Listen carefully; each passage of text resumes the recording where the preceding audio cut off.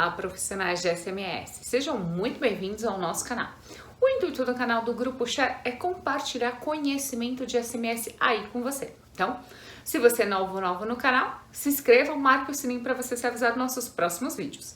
Se você já vem curtindo o nosso canal, muito obrigada. Divulga para os amigos aí, que é sempre bom a gente compartilhar conhecimento.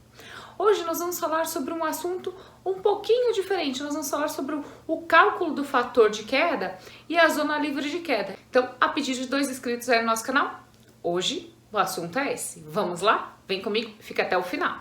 Primeiro, nós vamos falar sobre o fator de queda. Afinal, o que é o fator de queda? Então, o fator de queda, ele é a relação entre a altura de queda e o comprimento do equipamento, que nada mais é do que o seu talabarte. Então, para trabalhos em altura, onde a gente precisa realmente garantir, ou seja, não tem a questão do guarda-corpo, ou ainda assim que tem o guarda-corpo, mas você vai subir mais alguns pisos e o colaborador precisa trabalhar ancorado, a gente vai ter que utilizar o cinto de segurança e aí precisa se fazer os cálculos.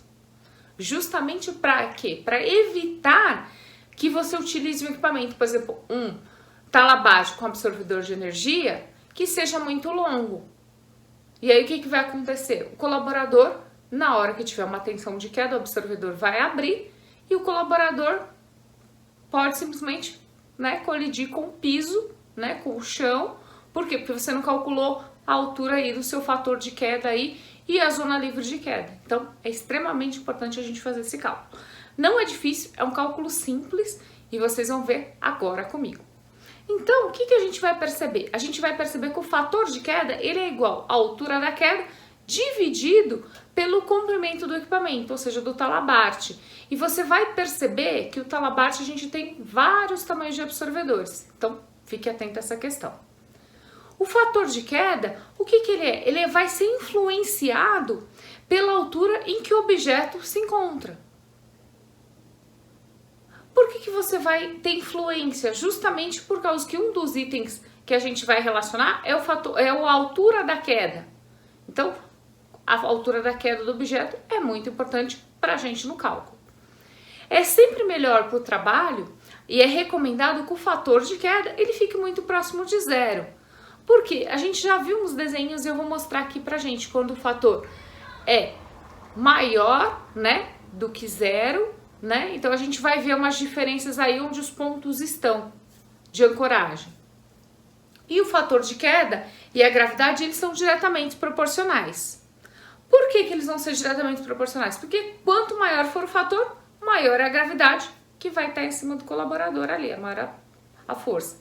E procure sempre reduzir o seu fator aí de queda. Por quê? Porque a gente vai tender o fator de queda a zero. Tá bom? Então, fica ligado aí. Então, dá uma olhadinha aí na lâmina, quando a gente colocou aí o fator de queda é igual à altura da queda, dividido pelo comprimento do equipamento, que é o talabarte. Olha aí quando a gente tem o fator de queda menor do que 1. Perceba? Olha ali, você vai ver que o ponto de ancoragem, nós estamos olhando aí um ponto de ancoragem de 1 metro, Então você tem ali e você tem a altura ali de meio metro. Olha onde está o ponto, está acima da cabeça do profissional, ou seja, do colaborador.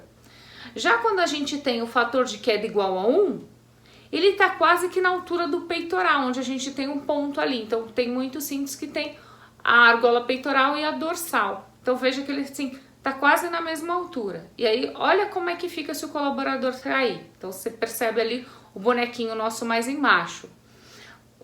Principal é quando o fator de queda é igual a 2, ou seja, olha onde está o ponto de ancoragem, está na linha dos pés do operador. Algumas vezes isso acontece? Sim, acontece quando você tem estruturas onde infelizmente não tem como você pôr o seu ponto de ancoragem acima da linha da cabeça do colaborador.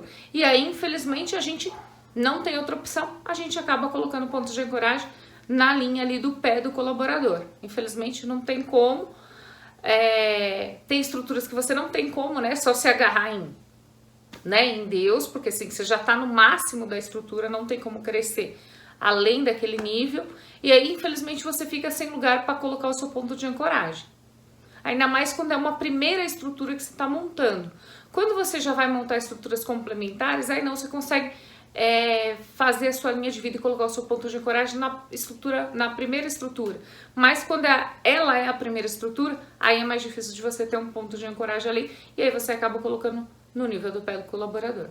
Mas lembre-se, o ideal é que o fator de queda tenda a zero, ou seja, quanto mais próximo de zero, melhor.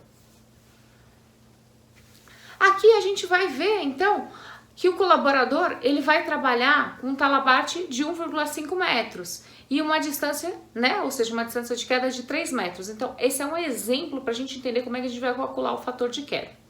Então, lembrando que o fator de queda, ele é a altura da queda dividido pelo comprimento do equipamento, que é o talabarte. Então, se a gente tem aí uma distância de queda de 3 metros, a gente vai dividir por 1,5 metro, que é justamente o tamanho aí do talabarte. Isso vai te dar um fator de queda igual a 2. Então, aí você já achou o fator de queda.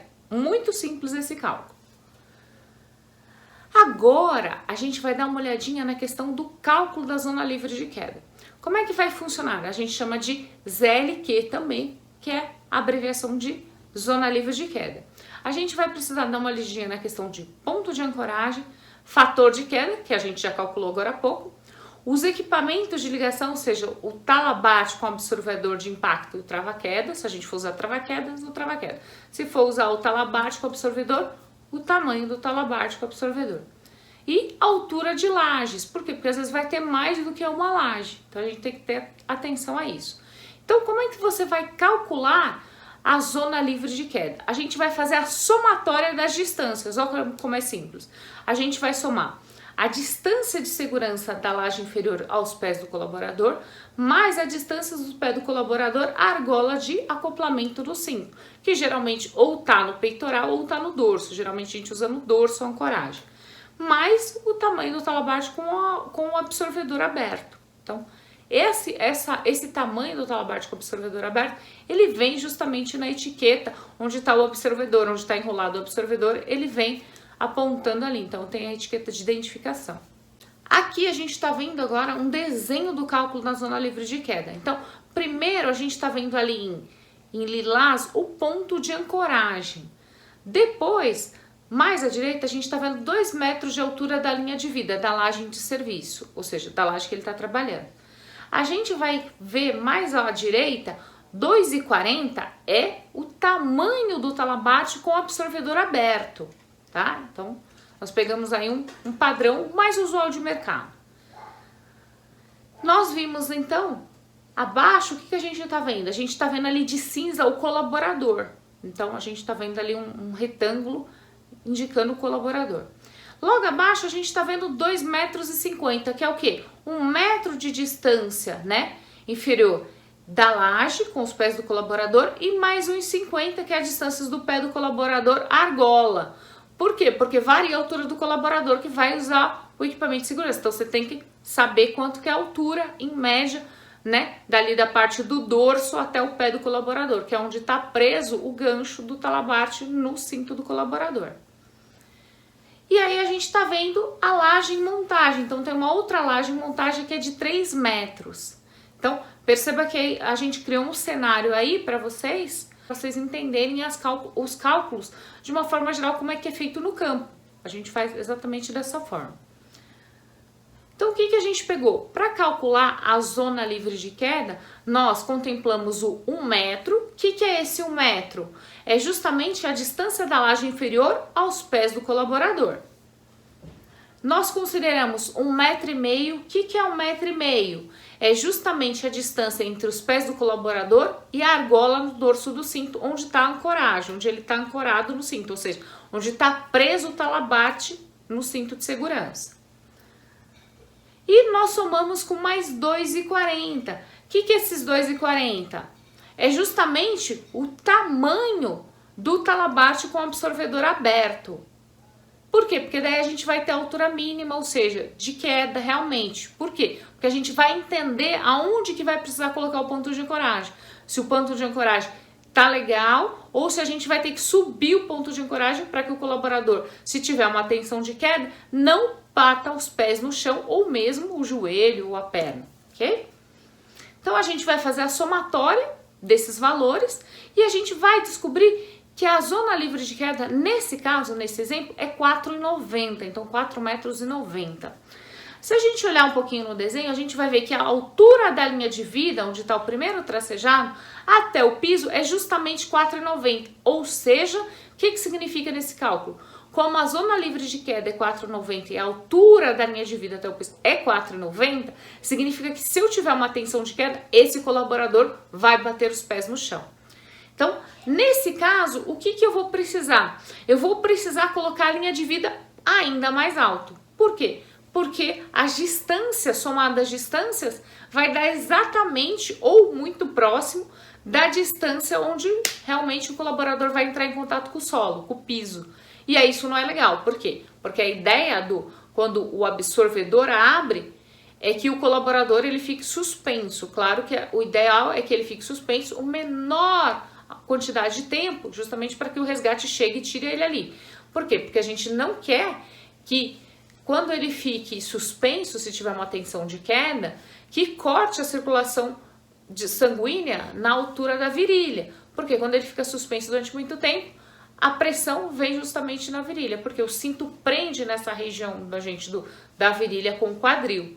E aí, cortando a irrigação de sangue dali para o corpo, é perigoso o colaborador ter um outro problema de saúde. Por isso que o legal é que o resgate seja muito bem treinado para chegar num tempo menor possível e retirar o colaborador ali onde ele vai estar suspenso. Então, fica aí a nossa dica. Então, nesse exemplo que a gente viu, 4,90 é exatamente a altura da linha de vida até o piso. Então, como 4,90 é igual a somatória, né? Então, da distância entre o pé do colaborador, a laje, né? O pé do colaborador e a argola, né? Então, a gente somou ainda com a questão do absorvedor, ou seja, com o talabarte à distância, a gente viu que a altura deu exatamente igual. Então, significa que, num caso de tensão, ele bateria o pé no chão. Então, para solucionar esse problema, eu elevo a linha de vida. Então, eu elevo mais a linha de vida, deixo a linha de vida mais alta. Bom, esse foi o nosso cálculo aí sobre zona livre de queda e fator de queda. Eu espero que você tenha gostado do vídeo. Dúvidas e comentários, deixa aí abaixo, eu vou ter o maior prazer em responder. E você já deu uma olhada no nosso canal? Não?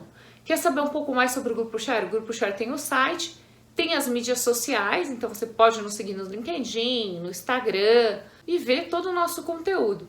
Precisa de cursos? Opa, quer uma assessoria e consultoria? Liga para o Grupo Share. O Grupo Share vai ter o maior prazer em te atender. Grupo Share, compartilhando conhecimento com você.